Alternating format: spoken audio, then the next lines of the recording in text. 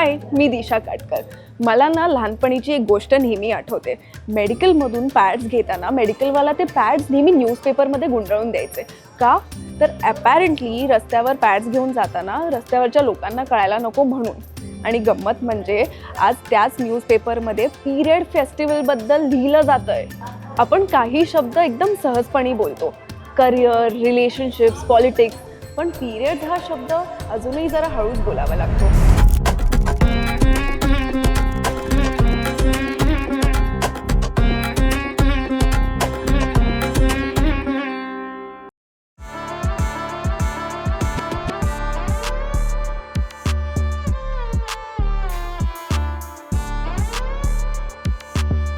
2017 ठाण्यात सुरू झालेला हा फेस्टिवल आज अनेक शहरांमध्ये पोहोचलेला आहे आणि आता ही कम्युनिटी सुद्धा वाढत आहे.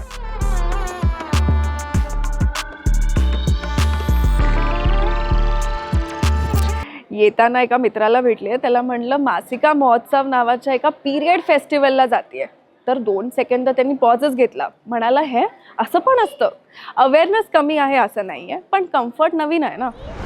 गर्लफ्रेंड, आई, बहीण, बायको असली तर बायको, तर म्हणजे गर्लफ्रेंड किंवा बायको त्यांच्यासाठी कधी पॅड्स विकत घेतलेत का? येस, खरंच? हो, नक्कीच. मी माझ्या बायकोसाठी जेव्हा जेव्हा तिला गरज असते तेव्हा मेडिकलमधून पॅड घेऊन देतो. आणि मेडिकलवाला काय करत असतो, बाकी साहित्य अगदी कंडोमसुद्धा देताना तो असा खुलेआम देतो, पण ज्यावेळी त्याला पॅड द्यायचं असतं त्यावेळी तो एक वर्तमानपत्र किंवा पेपर करतो, त्याला गुंडाळतो आणि ते काळ्या पिशवीत असं लपवून देतो जसं की तो बॉम्ब आहे. पण मी त्याला म्हणतो की असं देऊ नकोस. त्याची जाहिरात टी व्हीवर होते, सगळ्यांना म्हणजे तू उघडपण येते, आणि मी अगदी ते हातात घेऊन उघड्यावर चला जाऊन मी माझ्या वाईफला देतो. आता त्यात काय लागण्यासारखं काहीच नाही. की आपण दुकानात गेल्यानंतर मला मिसेस सांगते की आज ज्या वस्तू घेऊन या, तर आपण ते पिशवीत नाही काय घेऊन येतो. बाकी काय मुझे दीदी ऐसा नहीं पता.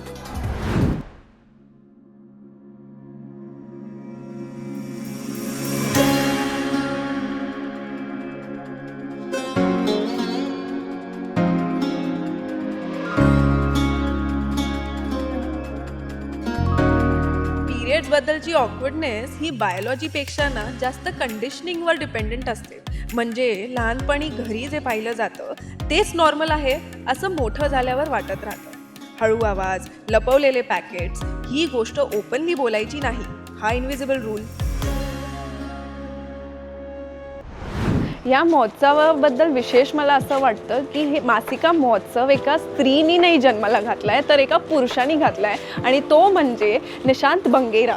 हाय. हाय.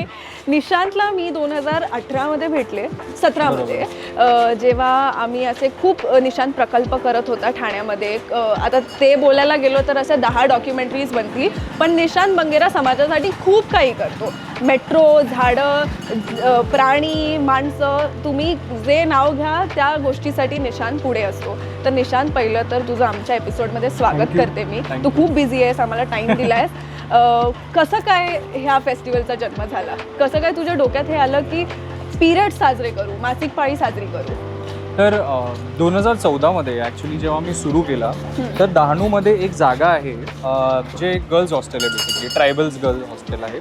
आणि त्या हॉस्टेलमध्ये बऱ्याचशा ज्या मुली आहेत त्यांना consistent supply of sanitary products नव्हते. आणि that was my first sort of a realization, जेव्हा माझ्या HR ने मला सांगितलं की अरे तुला माहिती आहे का की असं एक ठिकाण आहे जिकडे पॅड्स नाही मिळत. आणि मला कुठून तिकडे एक आयडिया आली की why not tell people to donate these sanitary products and give it to them. आणि अ पिरियड ऑफ शेअरिंगचा इनिशिएटिव्ह जो आहे तो तिथून सुरू झाला, जिथून वी स्टार्टेड टेलिंग पीपल की तुम्ही तुमचे पॅड्स जे आहेत तुम्ही डोनेट करा. पण ते सुरू झाल्यानंतर एक असा प्रश्न होता की फक्त ज्यांना मासिक पाळी येतं, जे महिला आहेत, त्यांच्याशीच बोलणं ॲक्च्युली पुरेसे नाही. कारण समाजामध्ये मासिक पाळीला धरून जे धोरणं आहेत, जे नोशन्स आहेत, जे टॅबूज आहेत, जे लोक फॉलो करतात, त्याला पुढे घेऊन जाण्यासाठी फक्त महिलांचंच कॉन्ट्रीब्युशन नाही, पूर्ण समाजाचं आहे. तर फक्त महिलांशी बोलून आणि प्रोडक्ट्सबद्दल बोलणं ते थोडंसं इनकम्प्लीट होतं. मग असा विचार होतो की अरे काय करू, यु नो.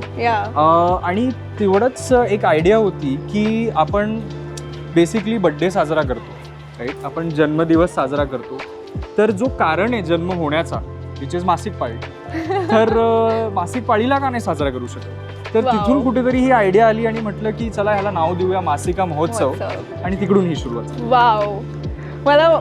मला माहित होतं मासिका महोत्सव, तुला आठवते 2018 मध्ये हो. आपण सेलिब्रेट केलं होतं, पण ही स्टोरी तेव्हा तुम्हाला सांगितली नव्हती आणि आता ही आपल्या ऑडियन्सलाही कळाली आहे.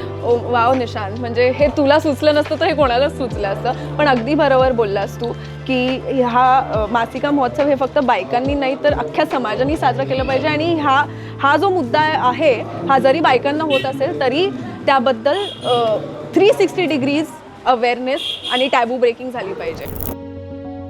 कदाचित चेंज हा असा दिसत असेल, लोक सडनली परफेक्ट होत नाही, पण आता पिरियड्स हा शब्द ऐकून लोक ऑकवर्ड सायलेन्समध्ये जातही नाहीत, ते कॉन्व्हर्सेशन्स करतात. माझ्या शाळेत आम्हा मुलींना 7वी 8वी मध्ये क्लासमधून घेऊन जायचे आणि पिरियड्स आणि पॅड्सबद्दल एज्युकेट केलं जायचं, आणि तेव्हा मुलांना PT पिरियड दिलेला. मला एक्सपिरियन्स आहे का असे एखादी टॅबूची ओव्हर केली? हो, मी तर लहानपणापासून असे काही टॅबूज माझ्या घरी तरी असे झाले नाही, पण मी साताऱ्याची आहे आणि आजीकडे 4थीत असताना मला पाळी म्हणजे काही माहीत नव्हतं.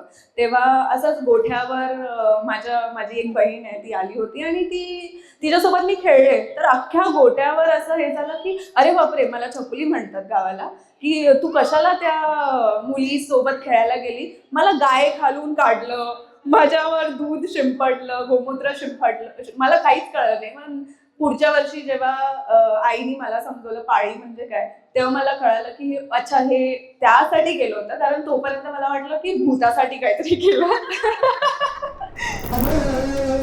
सर्व नागरिकांना विनंती आहे की आपल्या आरोग्यासाठी हा कार्यक्रम, आपल्या महिलांच्या आरोग्यासाठी हा कार्यक्रम आयोजित केलेला आहे. तरी सर्वांनी हा कार्यक्रम आमचा नाही तुमचा आहे, त्यामुळे तुम्ही या ठिकाणी उपस्थित राहिले पाहिजे आणि या कार्यक्रमाची शोभा वाढवली पाहिजे.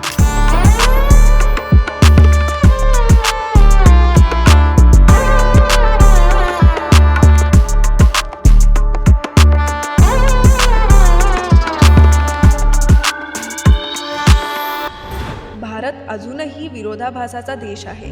एकीकडे नॉर्थ अमेरिकामधल्या काही ॲपॅची कम्युनिटीजमध्ये पहिल्या मासिक पाळीचं स्वागत सनराईज सेरेमनीने केलं जातं.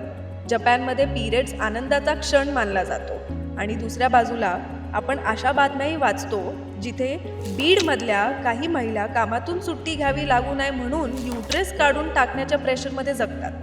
म्हणूनच अशा सेफ स्पेसेसची गरज जाणवते. पूर्वीच्या काळी मुलींना, बायकांना मासिक पाळी आली की कावळा शिवला असं सांगून कोपऱ्यात बसवलं जायचं. जेवायचं ताट वेगळं, झोपायचं वेगळं आणि माणसात वावरायचंही नाही. फास्ट फॉरवर्ड टू आज ऑफिसेसमध्ये पॅड दिले जातात, शाळेमध्ये मासिक पाळीबद्दल शिक्षण दिलं जातं.